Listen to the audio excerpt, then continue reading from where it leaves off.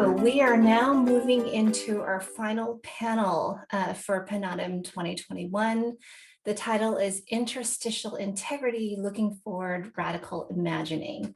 And those of you who are familiar with the work of Rita Nakashima-Brock, and you know that this concept of interstitial identity or integrity is a thematic concept that a number of API women have explored. So my name is Grace Gao. I'm calling from, or zooming in from Claremont, California. I'll be moderating this session. We're going to run it like a conversational roundtable. And I'm delighted to be introducing and facilitating this wonderful set of panelists. I did not choose them, but I have to say that two of the three I only came to know through PANAAWTM, and had deepened my relationships with, and one of them I knew beforehand also through API networks. So if you are a first-time attendee of this conference, this is a fantastic network of people to get to know and develop relationships throughout the years. Okay, so what I'll do is I'll introduce all three at once, and then I'm going to ask one batch of questions and have them speak to that. And then I'm going to ask another question and have them each speak to that. And then there may be some follow-ups, but all throughout, as before with the other panels, I encourage those of you listening to be active in the chat. You can, applaud or, lift up things. You can ask questions already. If you are a little bit shy and timid, but you want to say something, you can also DM me or any of the people who are listed as hosts, and we'll make sure we ask or address your question.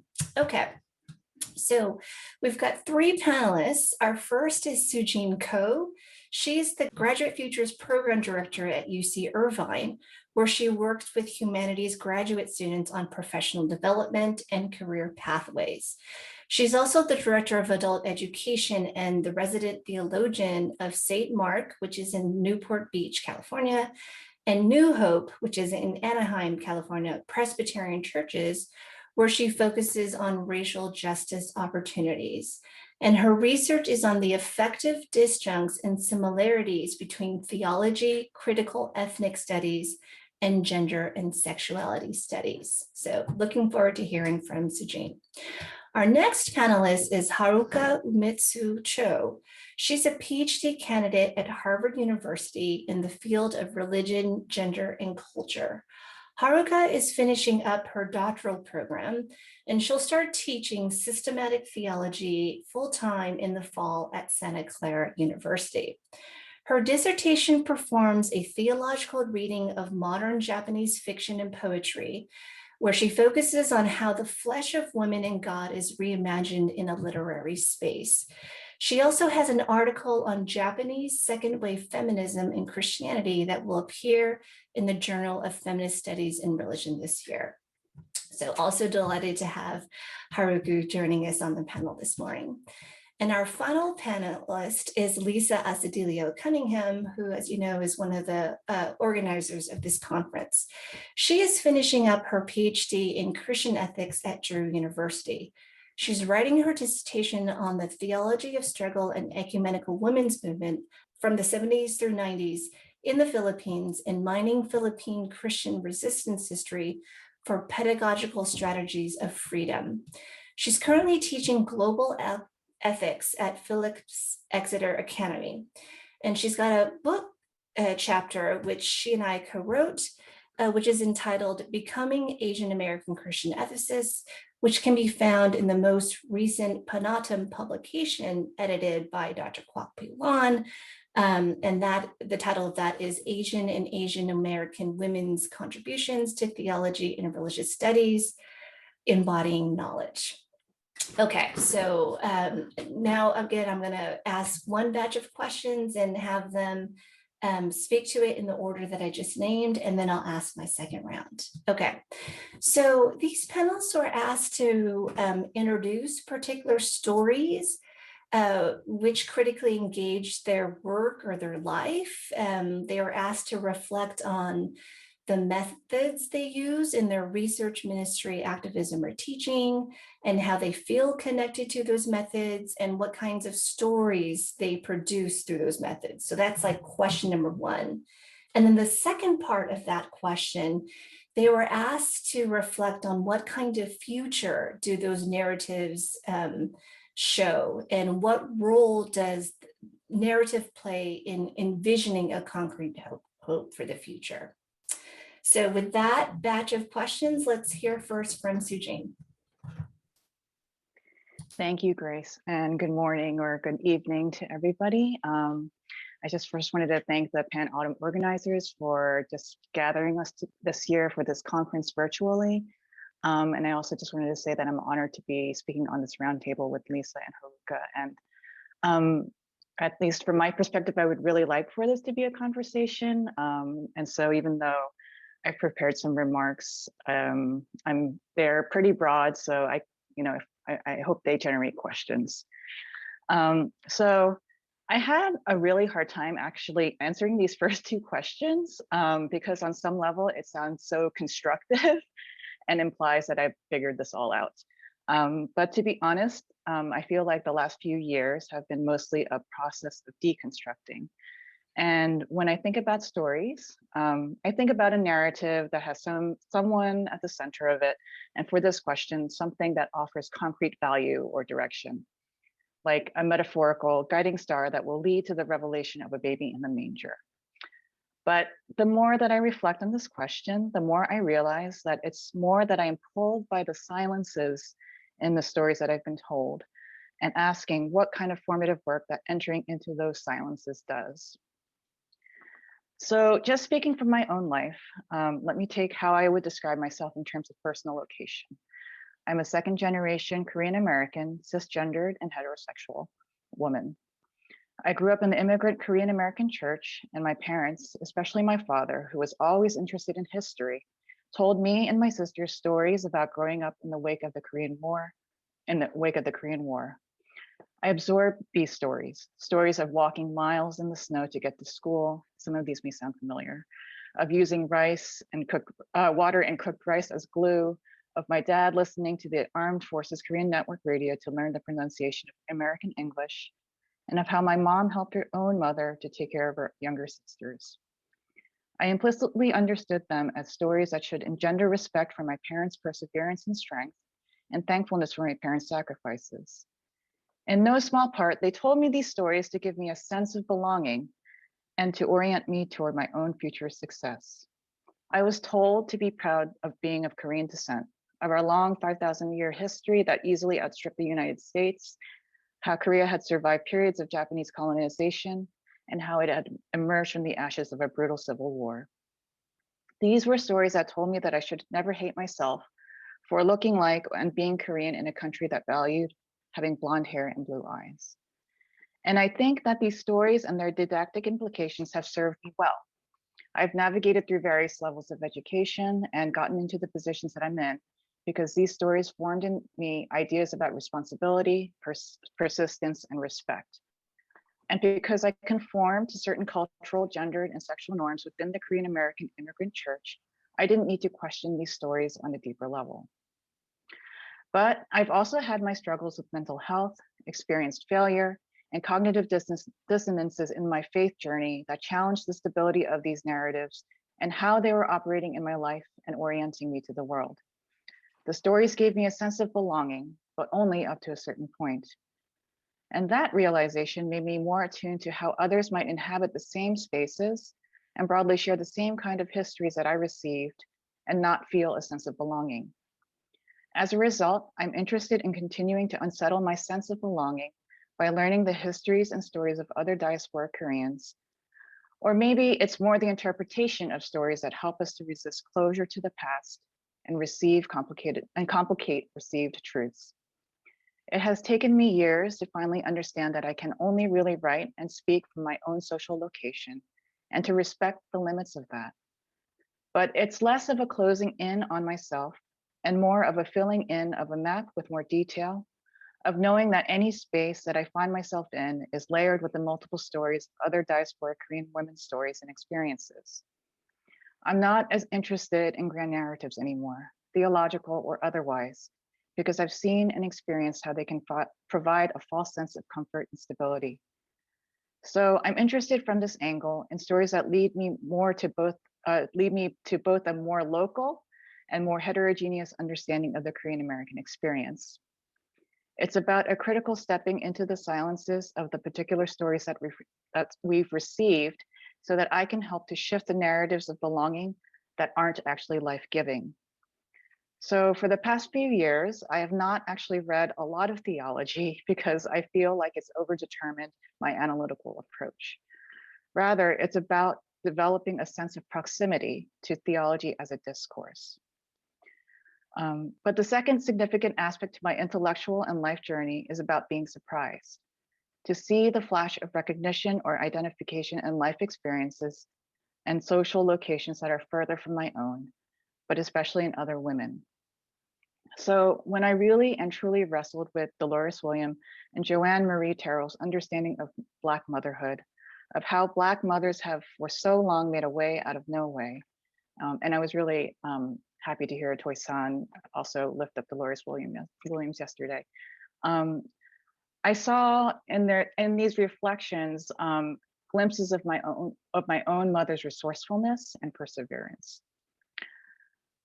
I began to understand how those larger structures of what binds us together as well as holds us apart. When I read the work of Kwok Pilan and Gail Yi, of how feminism and Christianity was not just white or American or male, that was both scary and liberating.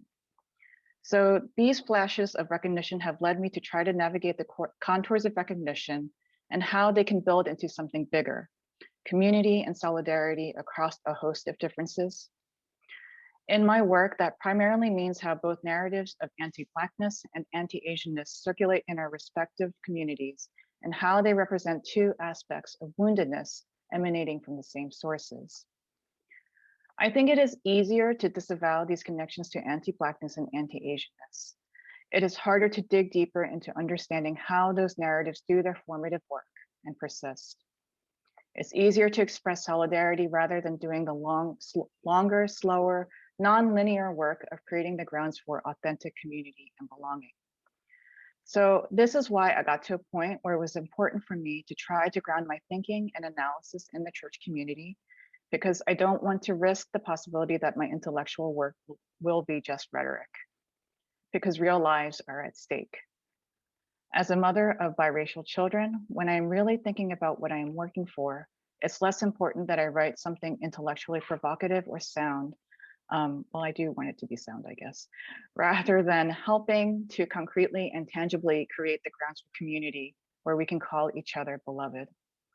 And for me, this also starts on the local level, to uncover the layers of interconnected histories that are beneath the surface. I don't ever want to take recognition or belonging for granted. Wow, SueJeanne, thanks for that. There's so much that you said already that's so rich, and I'm looking forward to unpacking that, in follow-ups and Q&A to come. Let's now hear from Haruka. Okay, thank you so much for having me on this panel. It's such an honor to be here. And regarding my methodology in my research, I combine constructive theology, literary studies, and gender studies. I use East Asian literature as a place where I imagine and reimagine our embodied experiences of religion or the divine. I use literature following post-colonial and feminist queer scholars who have creative approaches to theology to liberate this discipline from Indo-centric, West-centric, and colonial legacy.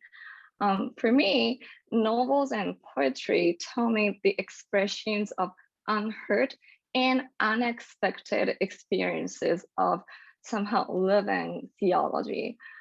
We have been talking about our stories and embodied experiences at this PANAAWTM conference, and this is exactly what I'm interested in.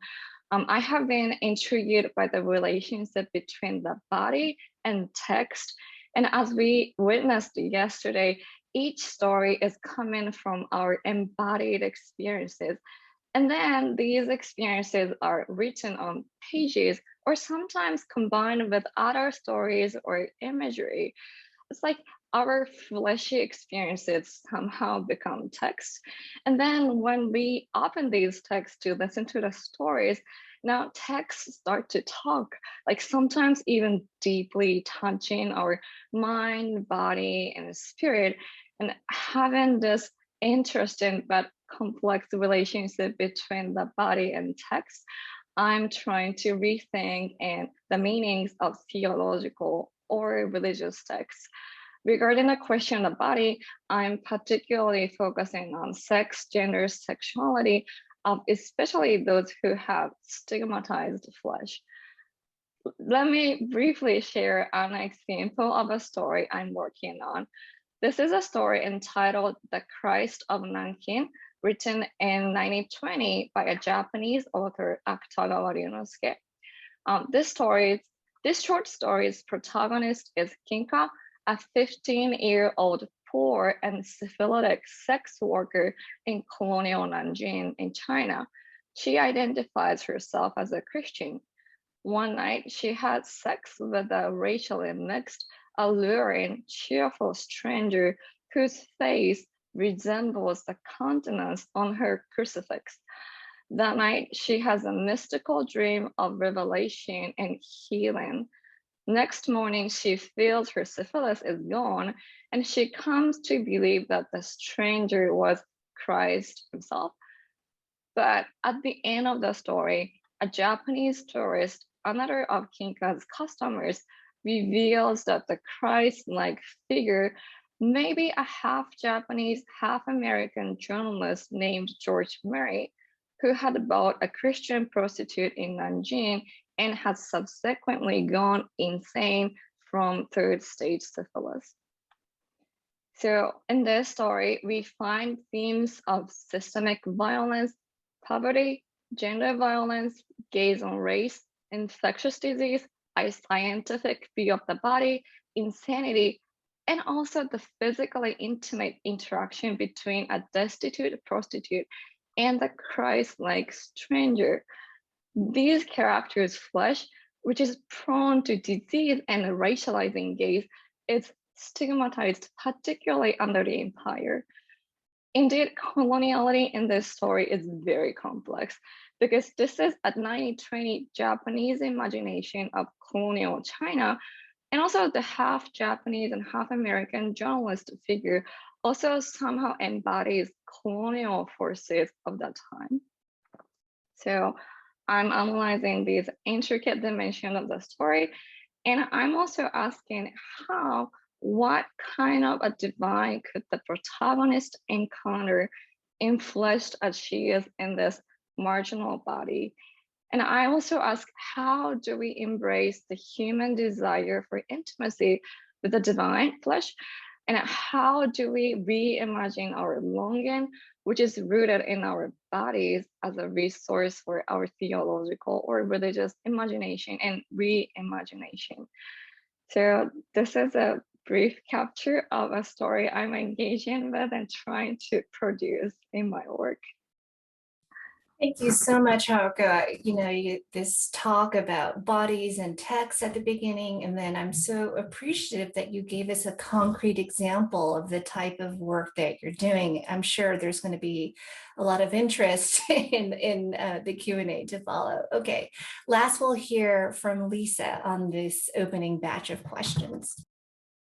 Hello, everyone. So again, my name is Lisa Asedillo Cunningham. I am the daughter of Rebecca Acidilio and Doug Cunningham. My grandmothers are Mercedes Caragdag Acidilio and Betty Adams Cunningham. My grandfathers are Pacifico Acidilio and Raymond Cunningham. My grandparents from the Philippines met at their neighborhood United Methodist Church. Both sang in the choir and hosted local missionaries sometimes. My grandparents from the United States met because they both had jobs with the FBI. They also attended their neighborhood United Methodist Church. My godmother, Elizabeth Tapia, was one of the founding mothers of PANAAWTM, and she paved a way for my mother to come study in the US too. And so my parents met at the Pacific School of Religion in Berkeley. My mom asked my dad to help her get signatures to get her friend Bullet Marasigan, who was a political prisoner, out of jail. My mom said that when she graduated, she was going back to the Philippines to join the struggle with her people, and he could come with her if he wanted to. And he did. And so my embodiment and ancestral lineage is deeply implicated in the legacy of Christianity in the Philippines and in the relationship between the Philippines and the United States. I want to just share a couple more stories that I deeply critically engage in my life and work. And both of these stories I only know because my mother keeps very good records. These are both from my mother's diary. So one is Lisa, me, age 3. Mommy, what am I, brown or white? Kelly said he was tan.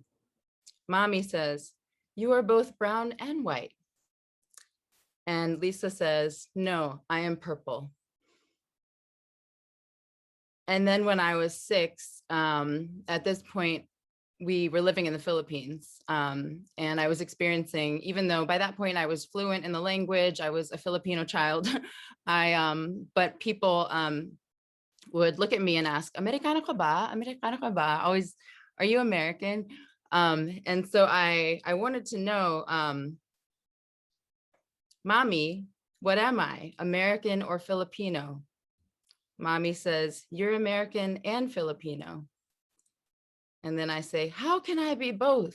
Do I have 4 arms? Do I have 4 legs? So when I moved back to the US, instead of Americano ka ba, they asked, where are you from? And so in high school, I think my social studies classes became the site for search for some of these confusing unanswered questions. And my sense was that, you know, in the Philippines, everybody knew about America. America was everywhere, on the billboards, in the music, on the movies, on my face, I guess, and just pervasive in the culture. And so it made sense to me that in America, they would know about the Philippines. And so I would search the US history textbooks for the Philippines, and often would only find a paragraph, sometimes nothing about the Philippine-American War. Sometimes it would be called the Philippine Insurrection, which was how my US history textbooks were describing a war that represented really the dawn of US empire, at least a big part of that story, as the US you know, experimented and tried out and committed genocide on a people in the name of like becoming a world power. So I'll just close this section with the opening paragraph to my PhD application, which I think is also illustrative of stories that I'm always engaging. So by age 15, I'd lived as a mixed race Filipina girl in 7 neighborhoods and 2 countries, experienced the loss and relearning of my mother tongue twice, loss of English to Tagalog, loss of Tagalog to English, both being mother tongue, and become hyper aware of the meta languages of race and social identity, my racial ambiguity and apparent lack of a script, which I experienced in a variety of racial, ethnic, class, and cultural settings, made me mindful of the different social codes each space demanded and how these had to be learned. I was always hyper learning and hyper adapting, living with this panic over no assumed racial script. While I have probably lived most of my life in some kind of existential panic, sometimes my family has referred to me as she has a tortured soul. This has all, I think, nurtured a consciousness around how norms can and must be questioned to create these liminal interstitial spaces of possibility for change. I was thinking about the question is, how do these narratives that you engage translate into the methods that you use in your work and life? And at first I really was kind of attached to this idea of a scavenger. I was like, I feel like I'm a scavenger. I'm just in this desperate search for the missing pieces, for the fragments that are lost. And it's a very undisciplined kind of desperate search. And I'm always searching outside of the canon. But then I felt that the word scavenger doesn't really honor my sources. And the oral histories that I collect and like the pieces of history that I find. So then I was like, well, maybe I'm a gleaner. But then that felt a little bit too silky, a little too smooth. It doesn't really illustrate the desperation of the search. And so I'm also playing with this idea of a narrative braid. I mean, usually my papers end up being these braids of like some memoir, some history, like history that I found that is like outside, the kind of the hegemonic imagination, Emily Towns, and like poetry and conversation and art and theorists who are helping me think through this. It's always kind of like this braid of various sources. One of my dissertation readers refers to me as an impure thinker. And I like that.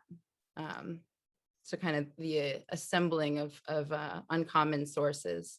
And then I just think embodied knowledge is just really important, that I think I always sort of begin with my life, with experience with the world around me, and then try to bring that into conversation with the various sources that are helping me find the things that are lost. And that maybe in the bringing together of all those various things, we can have a conversation that is not about retrieving or restoring what was lost, but perhaps creating something new in the midst of the loss, something new that has great possibility for moving us forward.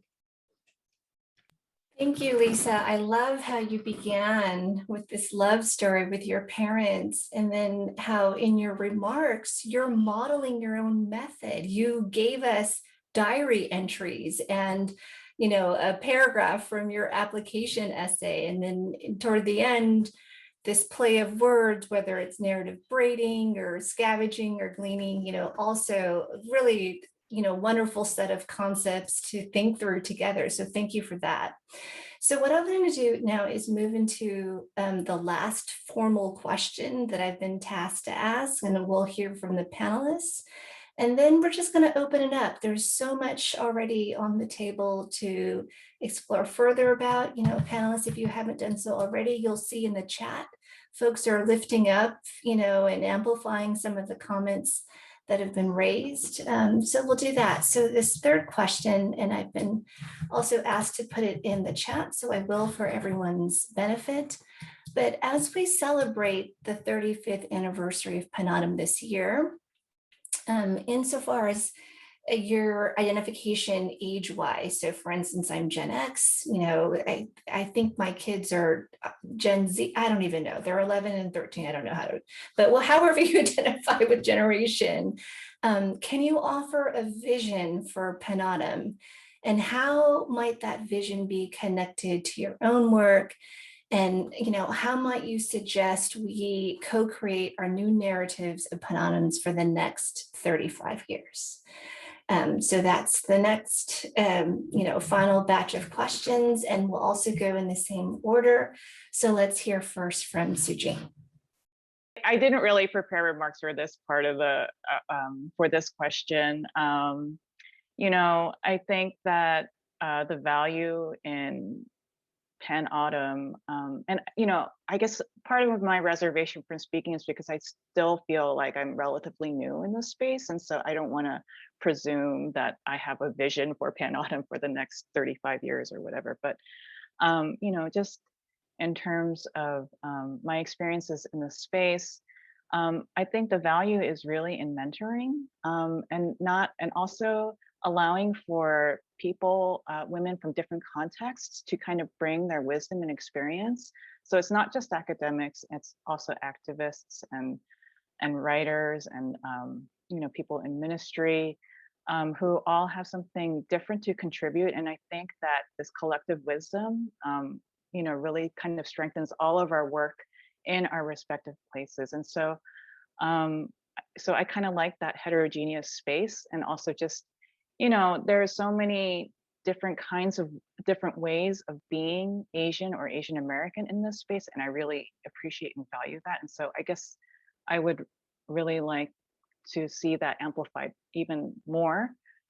And also, I think it's a great mentoring space, and that can happen in many different kinds of ways.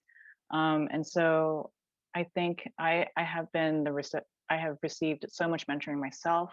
I would like to also, I guess, contribute to the mentoring as well of future, if people want to be mentored by me. I don't want to presume. I guess because I'm a Gen Xer, so so I guess that's how I see that. And it just building I guess solidarity across differences is what I really appreciate about the most in this space. Thanks, SueJeanne. And I appreciate the way you started from a place of humility, meaning as a newbie, I don't want to impose this vision.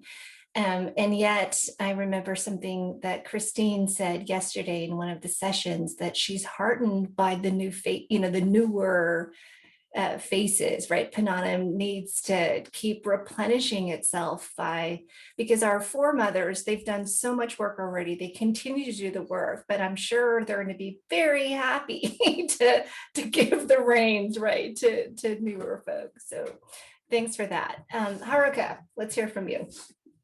Okay. Yeah, I mean, to be honest, at a personal level, hope is very difficult for me, but I want to hold on to difficult hope. And whenever I come to PANAAWTM, I'm always reminded that we can strive for difficult hope together. And for me, PANAAWTM is a place where we hold so many different stories while thinking about how we radically create solidarity. And I really hope PANAAWTM continues to be this kind of space in the next few decades. And personally, PANAAWTM has been one of the most important inspirations for my work. For instance, a few years ago at a PANAAWTM meeting, Dr. Nami Kim said, we really need to analyze and deconstruct Japanese imperialism to better understand East Asian coloniality. At the time, I was thinking about my dissertation topic, and I decided to work on Japanese literature written particularly during the formative period of the Japanese Empire. And also my view of theology is deeply indebted to Dr. Park Boylan's work, particularly her emphasis on the cracks in the fissures that refuse to be shaped into a decided framework. SueJeanne also mentioned resistance to closure, and also what Dr. Boylan calls fruitful ambiguity, which is a tool to bring forth new possibilities in creative theological imagination. So again, coming back to the story I've just introduced, I think this story refuses one definitive reading. At the end of the story, the reader does not know what happens to the protagonist.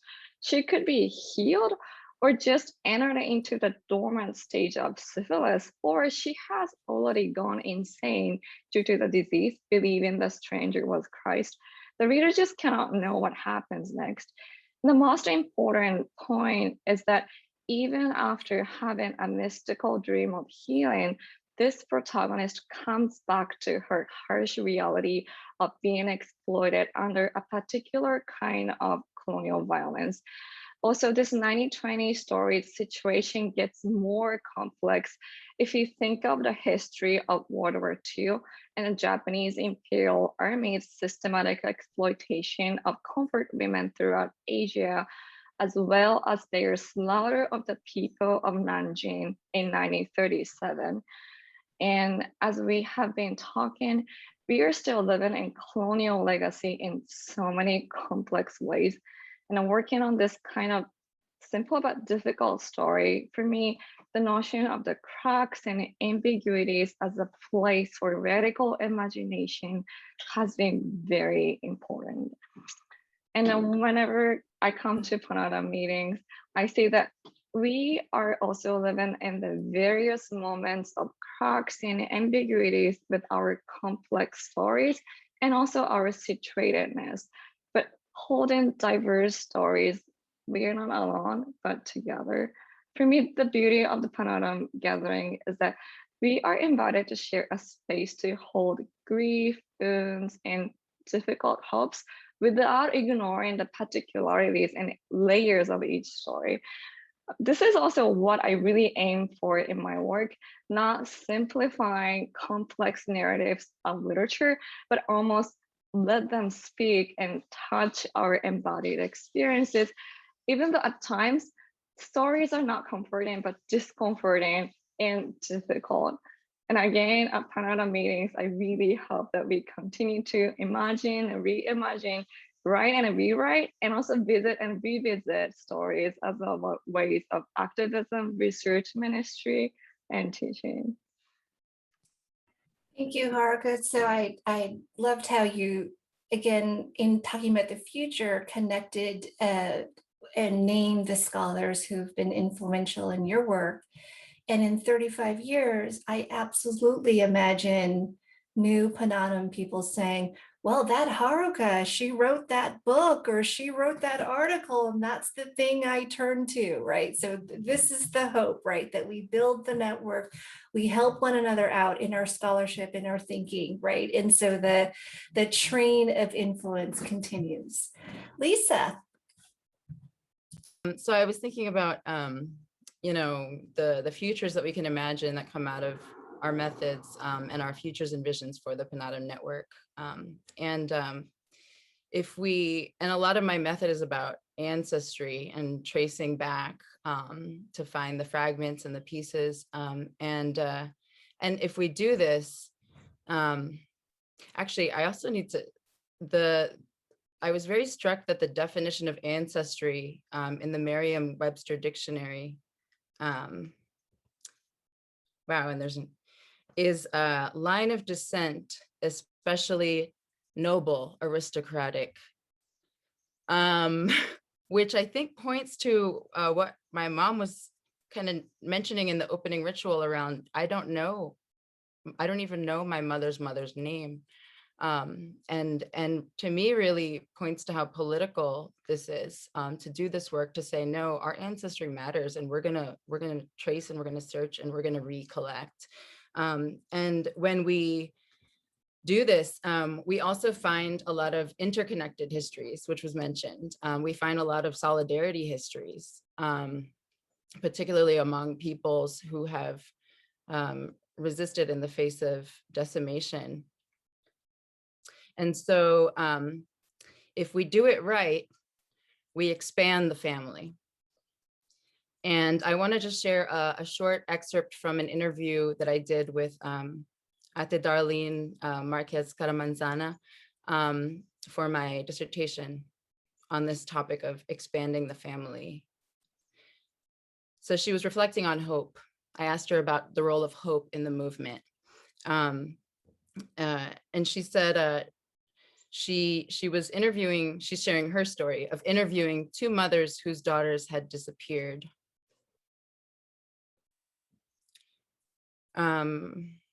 She'd asked the mothers, Nanay, why are you so active? Why did you get involved with human rights work when you are in so much grief, so much in sorrow because you lost your daughter? And then the mothers responded, that's true. We are so malungkot, sad, when our children disappeared. But when we got involved in human rights with Karapatan, we found out we have other children. We found out we have other families. And these families are actually victims too, but they are so loving that they accepted us as part of their families. And so we found out that when our children disappeared, our family became bigger. And members of this new family are helping each other and supporting each other. For instance, because of the case that we filed, they had no money. We had no money, but these other families contributed money, even though they were also in need, so that we will have what we need to pursue the case for our daughters. So that is hope, Ate Darlene reflected. Hope is when you find somebody who understands what you've been through and is willing to help you and support you despite their own victimization. I learned that people who experience victimization, when they are empowered, when they are given support, they too become empowered to help others. When we discover the battle is not just our own. In the Theology of Struggle, which is a liberation theology that emerged from the Philippines in the 70s to 90s, I think the main meaning is that despite the many victimizations that people endure, what keeps them going is the hope that they find that there are other people who are willing to share that burden with them. And the hope that somehow, somewhere, if we can learn to act collectively, there can be a new tomorrow for all of us and our children. And so I want to kind of carry that theme of expanding. If we do it right, we expand the family, you know, and as we trace back, we actually find so many interconnections and solidarity pathways and solidarity histories amongst peoples who have survived in the face of decimation. And so just a couple notes on PANAAWTM in particular. I just want to point to, so when I was a kid, I said, how can I be that? I don't have 4 arms, I don't have 4 legs. And I think that for one child, it's a little overwhelming to imagine having to have 4 arms and 4 legs. But that, you know, but as a body and as an organization and as a network, we can have 4 arms and 4 legs. And so what I mean by that, you know, a concrete hope for the future then for me is that through all of this study and learning about the production of outsiders and expendable bodies, we've accumulated a lot of tools and knowledge that we need to do it differently. We've experienced the fracturing of the machine, which produces outsiders, and therefore among us, we have the knowledge and the tools that we need to identify the machine and build communities, chosen families, larger families, and conversations which are not based in continuing this production of expendable people, and instead continues to extend itself and expand, continually renewing our visions and frameworks in the shape of justice, empowerment, inspiration. And so I just want to point to, for PANAAWTM, I just want to start with a P, so Pacific. Pacific is important, right? The Pacific Islands, Hawaii, Guam, the Marshall Islands. I think sometimes there's just like a cursory kind of, and we have chapters, we have done this work. There's precedent, and I think we need to do it more, and we need to take seriously the presence of the Pacific and the importance of the Pacific, of the history of Hawaii, of U.S. militarism in Guam, in Hawaii. When we talk about, you know, de-imperialization and decolonization, U.S. military in the Pacific is a really important part of that conversation, and I just want to highlight it as a really important part of the family. I want to talk about briefly the W, women. So a big part of why we came together as women is a shared experience of gender oppression. And I think that that as a network, there is an invitation now to deepen and expand our vision of our reason for joining together in the face of gender oppression, and what do we mean by women? So I think the kind of commonly accepted notion of what we mean is cisgendered women. But, you know, as reflected, you know, even just among like the different pronouns and the people that gather, we are more than cisgender women. And so how can we also expand the family around what we mean by gathering as women? And And what is the place of trans women? What is the place of non-binary people? We need to push, and we can, in this, in our analysis and engagement with gender. And also just, South Asia, Southeast Asia, we are here, and our voices also need to be, seen and recognized and really heard for the interconnections between all of our histories. Like, there are brown Asians. When we say brown, like, that includes Asians. There are Black Asians. Brown and Black includes Asians.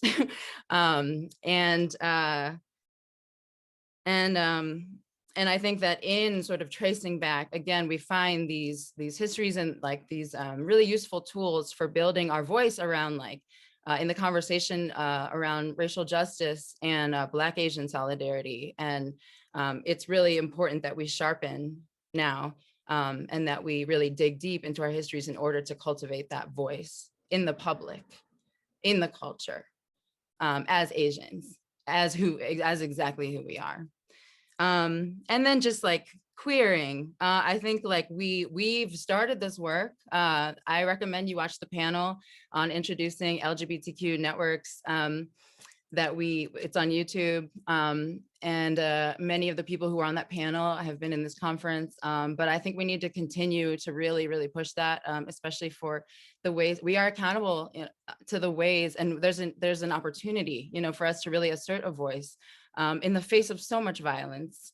We need to get really queer, and also just really get louder around what we mean by that. So I will end there. Thank you, Lisa. So I'm so glad you did not condense your remarks, specifically the portion at the ending about naming where PANAAWTM has been not as explicit or under theorized or underrepresented is absolutely very, very important. If PANAAWTM can be a space where we can help one another navigate, well, what should be cut and what should you insist on, and how can we take charge of our scholarship so we're not just imitating and mimicking, or sometimes we make concessions, just all of those finite questions, and not just in scholarship, but in preaching, but in giving talks, in writing, so it's not just the academic thing. That would be a fantastic thing. So I think I need to be responsible and close out this session. Thank you once again to the panelists. If we can give them a round of applause.